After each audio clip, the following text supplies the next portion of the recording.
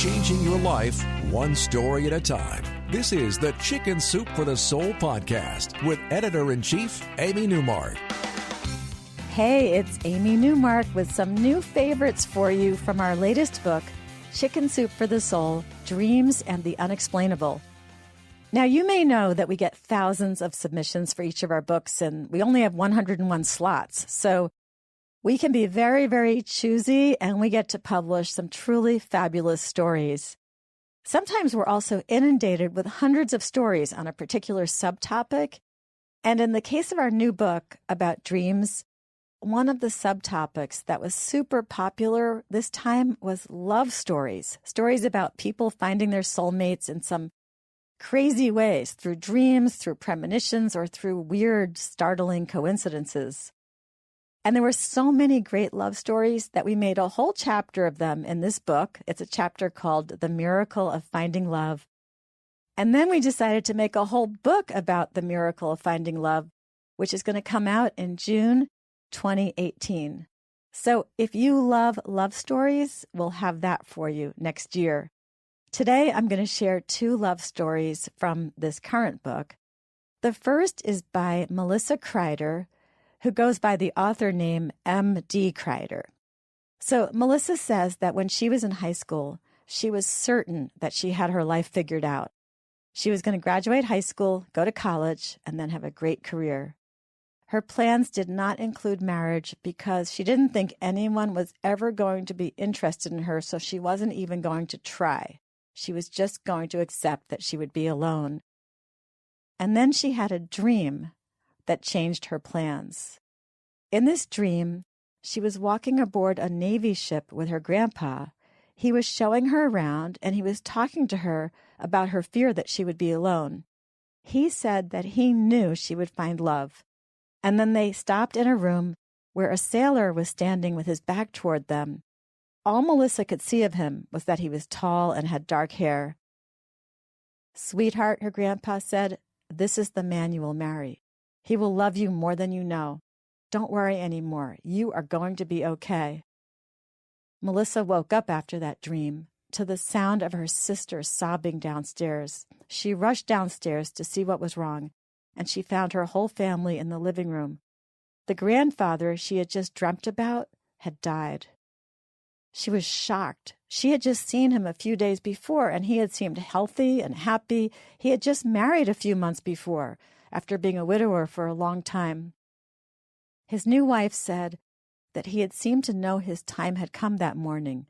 He had woken up, kissed her, told her he loved her, retrieved his temple clothes from the closet and laid them out, and then he lay back down and died. Melissa would also learn that other members of her family had dreamt of him that night. It seemed like he was making the rounds, saying goodbye to his family members. Several years passed, and Melissa was going to college, and she was speaking to a male friend regularly on the phone. He had just re-enlisted in the Navy. That friendship over the phone grew into a long-distance relationship, and 5 years after her grandpa's death and after that dream, Melissa married that Navy man who her grandfather had shown her in that dream. Laurie Chidori Phillips dreamt about a man too, except that he was just a little boy when she first saw him in her dreams. And I got to talk to Laurie recently, and she told me that the dream started when she was just a little kid, about 5 years old. Now, her great-grandparents had emigrated from Japan to Hawaii, and they had held on to some Japanese cultural practices, including soaking in a very hot tub, which I'm not going to pronounce properly, but it's something like a furo bath, and Laurie will pronounce it properly later. But this was an important part of Laurie's family life. And one night, she had a dream that was different from her normal childhood dreams. Laurie, what happened in that dream? Well, one night I dreamt that I was sitting in an old-fashioned Japanese furo. And my great-grandmother, with her white hair pulled into a tight bun, she sat by crocheting and looking up occasionally to make sure I was safe. And next to me was a little blonde boy. He was a little older than I was, and we didn't speak to each other at all. But we were friends, and that much I could tell because there was this overwhelming feeling of happiness and well-being that I felt when I was with him. And when I woke up, that was all I could remember, a sweet joy. And all I knew was that I wanted to spend time with my friend. So that was an intense, vivid dream for a little 5-year-old girl. And then nearly 20 years passed, and Lori was in her mid-20s and living in California. And she was in the process of breaking up with a longtime boyfriend, but she wasn't sure if she should break up with him or not. So she prayed for guidance, asking for a sign. And then she had another dream. Lori, what happened in this dream? Well, that night I had a dream that I saw a filmy veil that kind of hung like a curtain across the window. And I saw the shadow of a figure of a man, and my heart skipped a beat. There was someone else for me, I thought. And so the next day, I made a clean break. And to go along with my new beginning, I got a new job.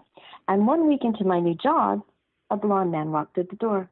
A blonde man walked through the door, and Lori says something weird happened when that blonde man walked through the door. You could feel it in the air when she and this man looked at each other. Lori, what happened? And tell me how your coworkers reacted to this.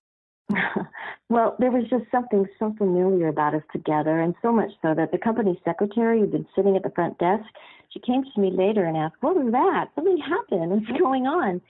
And I really didn't know, frankly. All I did know was there was something special about this man, and all I wanted to do was be with him. So they dated, and they got to know each other. And then one day, after they had been dating for a while, Lori told him about those hot baths and that dream she had when she was 5 years old about that little blonde boy. And that's when his eyes teared up. And he told her about a recurring dream he had when he was 8. Lori, what was his dream? Well, he was in a large hot tub with an old Asian woman sitting in the background, and next to him sat a little girl with short black hair. She looked Japanese, and although they didn't speak, he felt really happy to be with his playmate. He said that sweet dream had played for 3 nights, and he was so anxious to go to sleep each night. But when the dream stopped, he felt this terrible loss that took him a while to get over. Lori said that he grew up in a part of Texas where there were no Asians, so it's hard to imagine why he would have dreamt at age 8 about an Asian family, and even harder to understand how he could have known about their special hot tubs. The whole story is startling and very romantic, and Lori and her blonde Texas boy have been married for 32 years now. And one tradition has continued, according to Lori. And what is that, Lori? Well, even though we have grown children of our own now, sometimes we sit in a large Japanese photo together like we once did, in a very happy dream, and one that continues now, even while we're awake. So congratulations, Lori. That is just the most amazing love story. I'm Amy Newmark. Thank you for listening to the Chicken Soup for the Soul podcast, and please remember to share it with your friends and family. Show them how to listen to podcasts and how to subscribe so they get them automatically downloaded. And if you want to learn more about our new book, Chicken Soup for the Soul, Dreams and the Unexplainable, visit our website, chickensoup.com. While you're there, sign up for one of our free email newsletters. You can actually have a Chicken Soup for the Soul story emailed to you every day, including plenty of stories from our new book about dreams. Come back Friday and meet John Elliott. He's a fascinating man who was a spy for the United States and Israel. He speaks 6 languages. He's written more than 20 books, and he also happens to be a Chicken Soup for the Soul writer. He's going to talk about a remarkable life-saving encounter he had at age 6, as well as getting us up to speed on his incredible life in the intelligence community.